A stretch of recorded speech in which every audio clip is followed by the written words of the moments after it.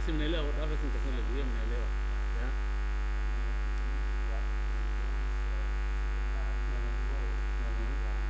Good.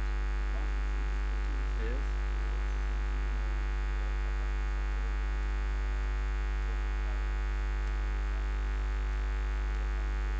That is fine. That makes sense. Yeah. Yeah. Good.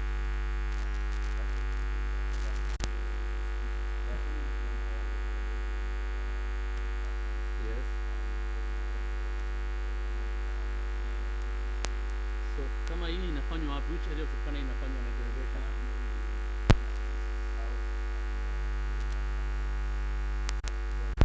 Okay. But which area do you think in a work vizuri? Yes. Yes. Yes. Kangalita. Hiyo iko wapi?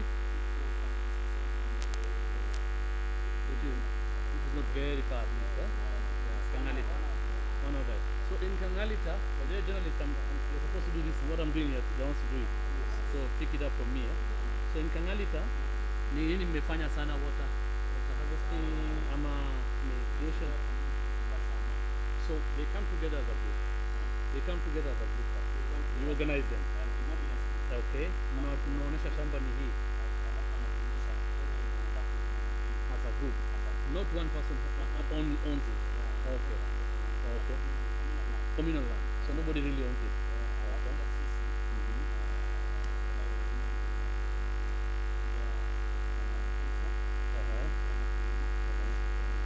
All the way from pre, during, crop renewing, then post harvesting, the whole thing. You're working with them over time. Very good. Seedlings you provide? The farm does. Okay. Okay.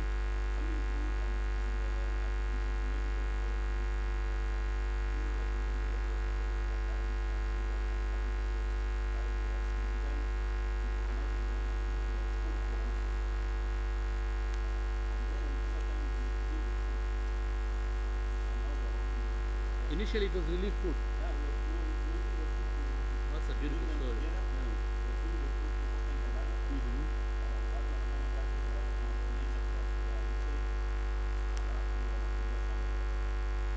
Sorry, you came siku ya kwanza walikuwa hawana shamba kidogo. So you are giving them relief food. Do you have pictures or videos of that from any of your organizations? Please, yes. That would really help set a story. That we look at what was happening before and then now after today. Okay? So now wana harvest kama chakula aina gani? Okay.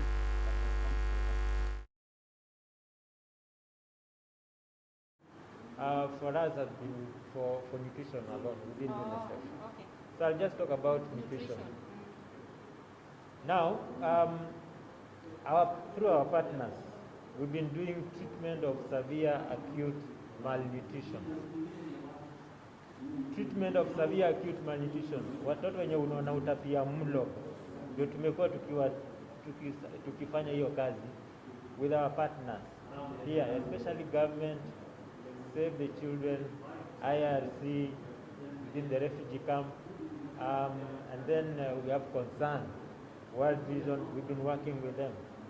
So one of the key interventions that is running right now is what we call, and I don't think that we may be able to film it, is the integration of the supply chain. Yani, all the commodities that are used in the treatment of severe acute malnutrition up to the health facility level. And those commodities are like, I know you've seen them, Flavinant, okay? And in those facilities where children stay and they are admitted and they are severely malnourished and having medical complications, ni wagonjwa wako na utapiamlo lakini pia wana ugonjwa, wanakuwa admitted in what we call a stabilization center. And in the stabilization center, they are treated for severe acute malnutrition and all those other diseases they may be suffering from. So we also do commodities through that. We also support that supply chain for that. Wale wenye wanakaa nyumbani wanapewa Flavinant. That is called outpatient therapeutic program. Wanapewa hiyo Plumpy'Nut. Wao wanakuja kwa facility wakienda nyumbani. That is outpatient. Inpatient wanapewa maziwa maalum inaitwa formula milk, okay? It's called F100. Formula milk, I don't want to go into the technical details. So we have F100, F75. The other one is called Resomol. So that is the supply chain that has been funded by USAID. And it comes directly from procurement in Nairobi through KEMSA. It has been through KEMSA right now. Every facility, including in Kibish. So that is one. The second thing, IRC, CGL, LMS, they have other programs. There's all the element of layering. You'll find in the same area the activity on WASH, which is handled by another group, is implemented in the same area. Even our nutrition activity, even our nutrition activity can also be covered in the same area, because you'll be able to go to the nearest facility and discuss about nutrition interventions by a number of partners in the area. So while we support in the agriculture and livelihood sector, some other partners are doing WASH in the same area, in the same town or place, and others are doing nutrition.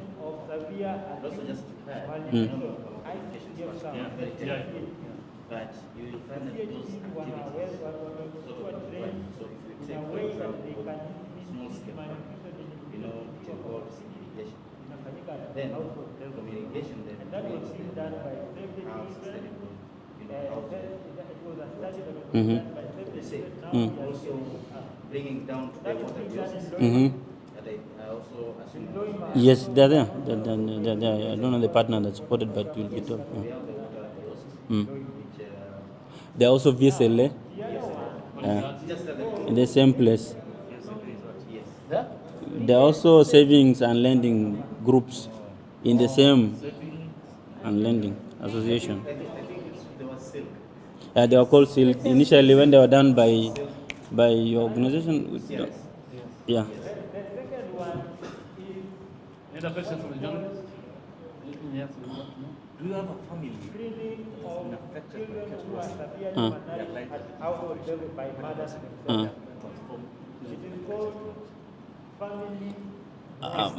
I don't know, but we can trace. But I know of one household where they first started with an acre of land, and now they are farming in 2 acres of land. They used to do sorghum, and now they are doing green grams and sorghum.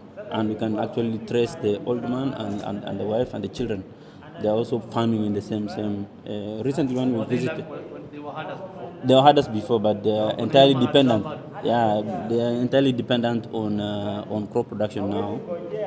But one funny thing with the community there, when they harvest a lot, they tend to buy livestock again. They tend to restock and go back to pastoralism.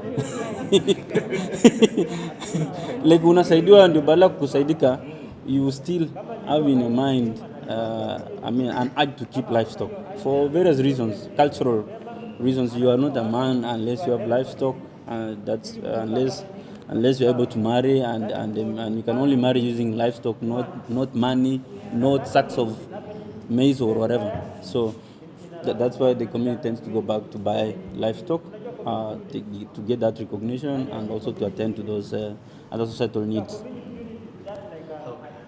Okay, now that you've said that you've supported these groups, or rather members, for like 5 years, so any plans maybe to expand the membership or just maintain the same number, the 750 members? Okay, there are plans to expand. Of course, we are creating different blocks now. We are creating a second block in the irrigation scheme. A block is just like a large piece of land where more than 100 farmers are farming, and it's identified based on whether it's within the water supply system and whether there is enough land. So we are creating more blocks to accommodate more farmers, and we are also trying to intensify crop production to ensure that in 1 acre you are able to produce more than 12 bags of sorghum, for example, as opposed to doing 6 or 7. By improving also the water supply system and other types of irrigation infrastructure, we are introducing mechanization. Before, because of the involvement of women, we used to provide hand tools, and now we are also introducing, we are hiring county tractors, sort of in a collaboration.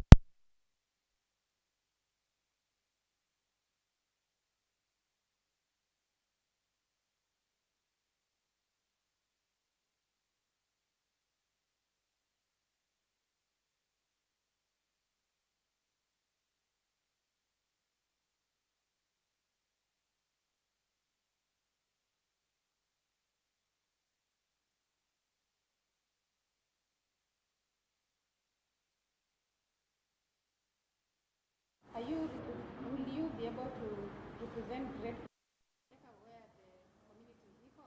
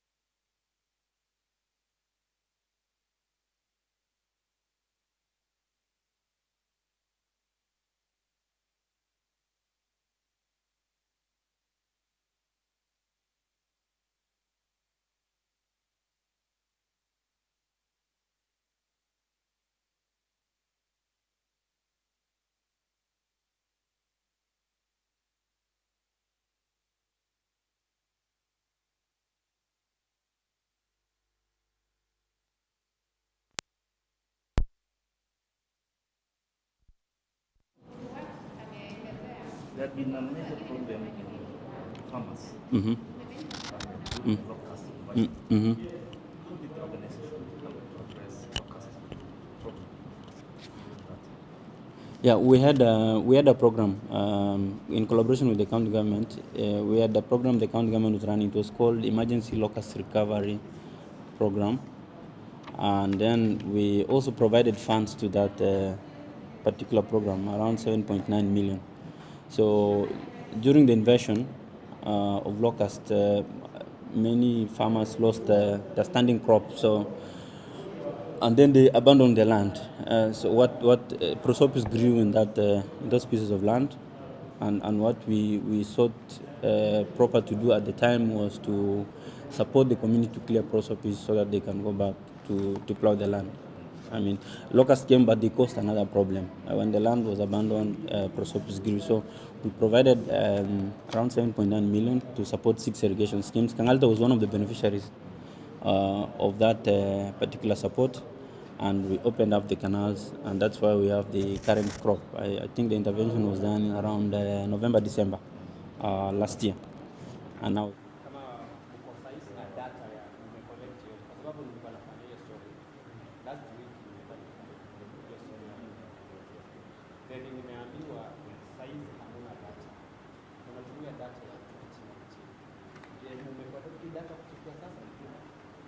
wamesema tarehe 15 ndio kupeana officers kwa field wa data data. So ile data tunatumia saizi gani? Asante kwa hiyo swali. Data, unajua inalingana ni data, lazima tuelewane, okay?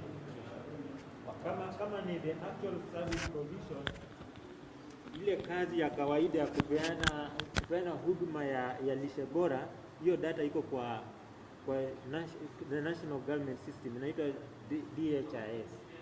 Okay, utapata watoto wangapi wametibiwa, lakini now in the population, I know what you're asking is about the population data on malnutrition, what we call the level of acute malnutrition within the community, okay?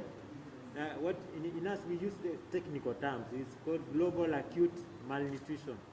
So the proportion of children who are malnourished, like say in Turkana Central, ndio nataka hiyo. Sasa saa hizi hata ndio maana siku na nyinyi hapa tunafanya training, ndio wataanza collect data. Hiyo data itakuwa available in the next 3 weeks. 3 weeks ndio ninaweza waelezea hivyo. So let's say 4 weeks, in a month time ndio mtapata hiyo information. So maybe ni sawa. I think the rest tunaweza kufanya the action. Wacha tusikie alikuelezea jana, maybe just to expound of their maize or sorghum, we pay to the account of the group. And now the group, using the records in the store, is able to say X presented 5 bags. It was bought at 2,000 per bag. The amount is 10,000. So they call out the name. So they share out the money. So wanapewa tu as a lump sum, and then they go and share.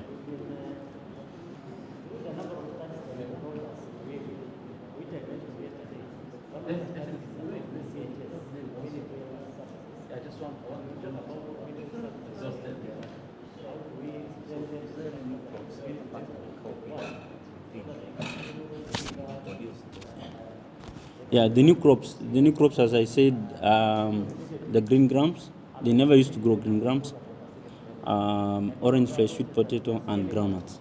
Yeah, those are the new crops that the community has adopted. In fact, we're working with them, with our nutrition focal points to support them on utilization of the same crop. They may not know. Yeah. Two. We're introducing new yeah. It is. I mean, we're introducing the groundnuts for commercial. We have partnered with FAO and the county government and a factory. It's called Insta Food Products. It's in Nairobi, EPZ. They manufacture plant peanuts, which are also used in the nutrition program. So they're the ones, they're going to be buying around 6 million kilograms of groundnuts per year from Turkana County. 6 million is just like 6,000 metric tons. 6,000 metric tons. That's what they have committed with the county government. So that is a cash crop. And then the other crops we are introducing because of nutrition, the nutritional value. Orange flesh sweet potato is rich in vitamin A and iron. We are also introducing iron-rich beans, just to bring down the levels of malnutrition at household level. So the other crops are for food security at household level. And we also realized that I have an acre of orange flesh sweet potato can give you 400,000 Kenyan shillings, because you're able to harvest more than you can harvest from a crop of sorghum. Yeah, and because also the issue of pricing. Yeah, a kg of orange flesh sweet potato will go for 200. A kg of sorghum will go for 40 shillings. A kg of groundnuts will go for more than 100 shillings. And if you do value addition, things like roasting or you produce a paste from it, you earn even more from the same. The other time you talked that there are some members that are selling their good to livestock. Yeah. How are you maintaining this group? Because they are losing some members to livestock. Okay, it builds up because when you have healthy children, then we reduce at some extent issues of malnutrition. So as a program, we've done a lot in terms of investing in the community volunteers. We don't strive to maintain any group in the irrigation scheme. In fact, we have what we're calling self-graduation or transition. You can move from that program to another one. If you feel like you've had enough with farming and you've benefited to the extent you wanted as a household, you can move to do your own small-scale irrigation, because there are farmers who, after working in the communal land, they purchase generators and go and do their own small-scale irrigation scheme along River Takwel. We consider those people, those ones as early adopters, learners, or something like that, and therefore we encourage them even to exit from the program. Yeah, so that now other people can come in. Okay, I think we are okay with that. You can be thinking of what kind of story angles or ideas to create, then we'll review those ideas. Yeah. Listen to the Funguyo page again. Yeah, can somebody discuss about the elements? Yeah, talk about, yeah. That's another viable story, and you can compare. The one that elements is Loropio, yeah. Food, yeah. Victorian detect and monitor and private invest. And perhaps if time allows, we may have time with a community health volunteer himself so that he can tell us on a day-to-day what does it entail, what trainings he has benefited from, how is he converting the knowledge to create more impact at the household level and even to them as a level one structure of delivery.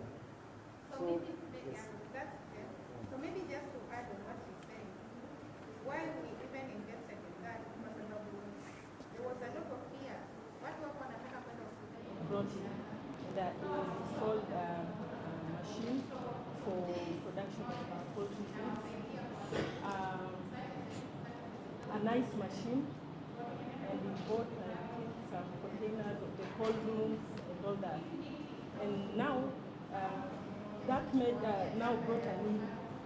The fishermen around could not now avail enough fish for the production of the fillet, and it became a gap at Loropio. And our grantee and us approached World Food Program to come in and support them, and distributed some fishing nets, which of course has helped increase the production of fish. As we speak, Victorian Food is now able to produce more fish than we did before now World Food Program. And apart from that, it's a sort of interdependent thing because the waste parts from the fish is what we use to produce the poultry.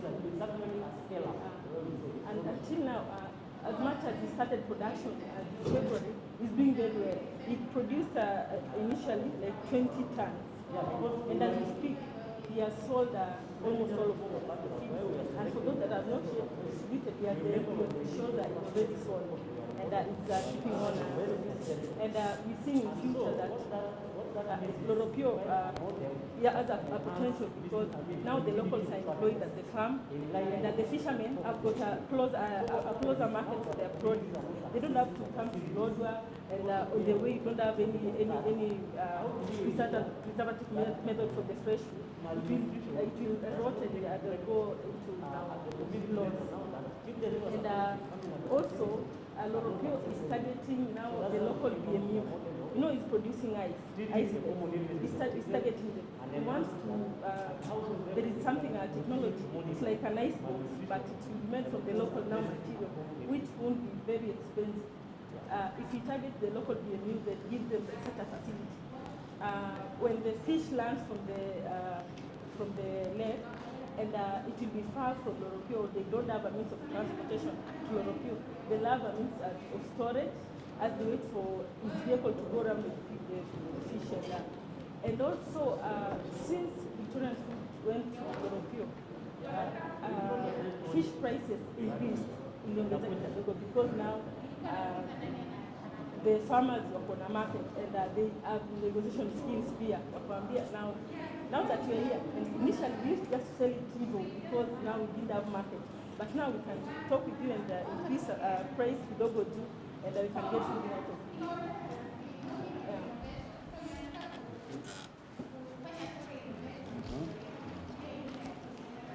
There are no questions, we'll move to you. So, direct benefits to the community. To the community? Yeah. How the community benefits? The community benefits are... Because this is a grant. Yeah. It goes directly to a private investor. And then what is the benefit that grants the community? The community largely... In terms of indirect... Indirect? Of course, these are job creation. there are a lot of jobs that have been created by Victorian foods. And also, a very important one, the fishermen don't have to go look for market externally. They've got ready market in Loropio. And it has also attracted other fisher folks from the other areas that they can't find market, and of course with better prices. Yeah. What I'm thinking, I thought this is a project that is supposed to benefit the local communities first. Is there an open forum where local communities also have shares because this is a grant? Is that the plan? You know how this, you correct me if I'm wrong, how USAID has decided to work on local things is they avoided first dealing with government. Yes. From because of corruption issues and all that. Yes, yes. They decided to go now to work with private entities. Yes. And grants, could they have their own policies and structures on how you are supposed to issue the grant? Yes. And of course, you have to show that you have the capacity to do it. So this is one person who I think had some capacity, and then you built to a larger, you helped him with the capacity to continue doing it. Yes. Now for them, it is what that person is doing there, how it will have. Then, in the activity of radio messaging, we procured 2 radio stations, Radio Akichar and Ekeyopon, where we worked closely with Minister of Health to come up with messaging which were delivered. And then we had radio sports and talk shows. And it is the Minister of Health whom we worked closely to appoint officers who participated in the After that grant. Yes, yes, yes. Does he also buy fish from the other people? Yes, he does. Victorian food. Yes. Yes, he buys. In fact, because he cannot meet his supply demand. yes, So and atachukua fish pia for the other. the larger bit of the fish comes from the fishermen around Loropio. Yeah, and he goes as far as Todonya to buy fish from there. Yeah. Okay. Thank you so much. I think I'll be very brief. Most of the information you can get direct from fisheries. I'm John Wanyeki. I work for INRI, International Livestock Research Institute, that implements the project we are calling ABCD, Accelerated Value Chain Development Program, which has 4 components. One of the components is livestock value chain, which is implemented here in Turkana. We have another one in data that is implemented in other areas. We have another one on drought tolerant crops, implemented by another international organization. But I will be talking of livestock value chain and the ABCD program. Here we, on this livelihood, we have 2 major activities which we have been implementing for the last 5 years plus. And one of them is called disease surveillance, which is very clear. We all know the key livelihood of Ghana is less than 70%.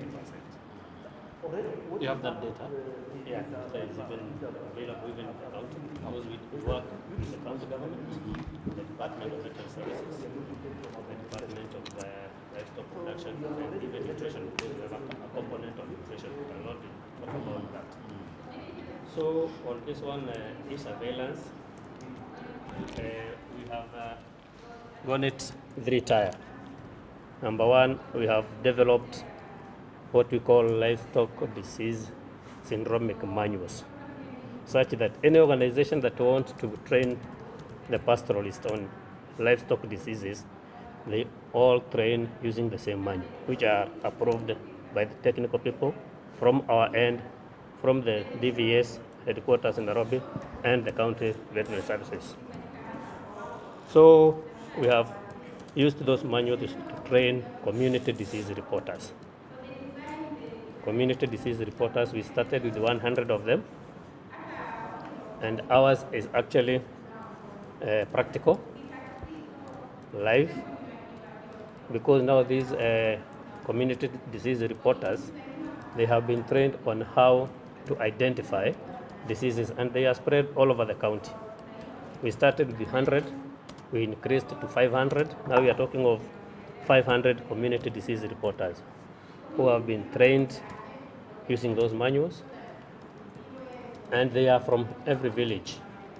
So every disease reporter is also given a phone, a smartphone. So whenever they encounter a disease, they are able to identify the symptoms. So we are calling them syndromic, just symptoms, because most of them do not have that much education. So after they identify, they are able to transmit that information to the sub-county veterinary officer in charge. Now, who can now, using the symptoms, identify which disease is in that particular area. From there, he transmits, or he or she transmits that information to the county server. We have a server at the county. If you go there right away, you can see somebody who has reported from Kibish, because that data comes into the system live, such that at a glance, you can be able to know this is the common diseases or disease that is in this particular village. So that the county, if you heard what the CS said yesterday, they have even prepositioned themselves with the drugs and vaccines for almost 5-6 months. I think that is what I heard him say. Where do they get this information to make them preposition themselves? It's from the data that we have. That is one area. Then they are able to do what we call vaccination. And they do ring vaccination, not haphazardly. If a certain disease is reported in a certain area more frequent, then they are able to go and ring fence that area and vaccinate the animals against whichever disease is common in that area. Not just that, we have also trained the agrovets. The agrovets are able to capture the information on which drugs are mostly bought from the agrovet. And with that information, we are able to know that, to try and compare. Now, this drug is being purchased more than this. Did the community disease reporters report the occurrence of a disease that is managed using this drug? So with that connection, even the agrovets themselves are able to position themselves that we are going to stock this during which month. We have also trained the agrovets, not the agrovet, the meat inspectors, because there are some diseases which can only be manifested through the internal organs. When they are doing the inspection, they are able to know that we are having this more common disease in this area or from animals coming from a specific area. So that is actually what we have been doing, and we have seen quite a number of fruits. Because even other organizations, even the county government is able to use that data to source for funds, not from IRID now, but from other organizations like Concern Worldwide. They are good example. They use that information because they have possibly that the resources to support the county buy vaccines and drugs. The same case with GIZ and several other partners using that information, which is live. When you go to report, if you get any community disease reporter, you interview, you can even see, you can even demonstrate how they report that, and within an hour or even minutes, the county ICT team is able to know that this is how the diseases are, and we get that information through our phones every week, every Monday.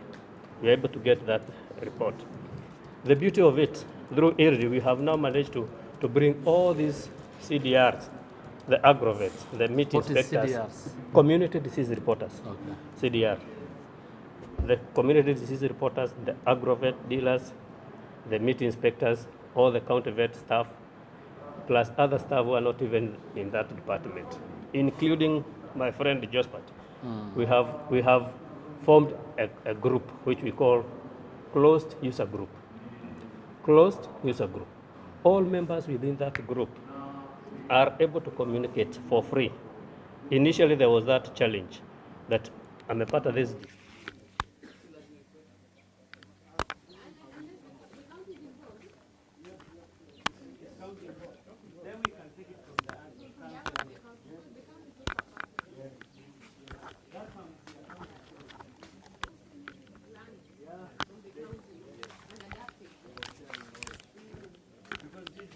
the end, we have 5 counties that implement LVC. This is Turkana, we have Wajir, we have Isiolo, we have Garissa, and we have Marsabit. They also have the same service. So all those members are now put in one group, such that if I want to communicate with any officer or any CDR, any person from all the other counties, I'm able to do that at no extra cost every month.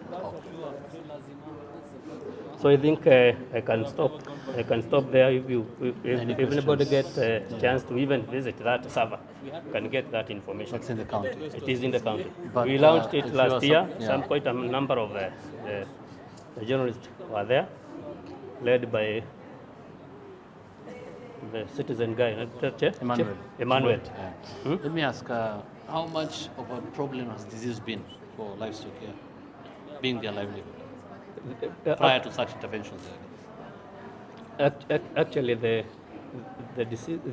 issue of disease has always been a problem in Turkana County because of the migration. Kutembea. That migration, the animals can even move disease from one area to another. And because we have people to report, even if they come to their area, we are able even to monitor. During which month do we have this common disease and why? So would you say between sisi wale tunapaka Nairobi hatujui vitu inaendelea saa zingine, would you say ni banditry ama drought ndo inamaliza wanyama sana, ama ni disease ndo actually number one problem ya wanyama for the livestock people herders here? You see now,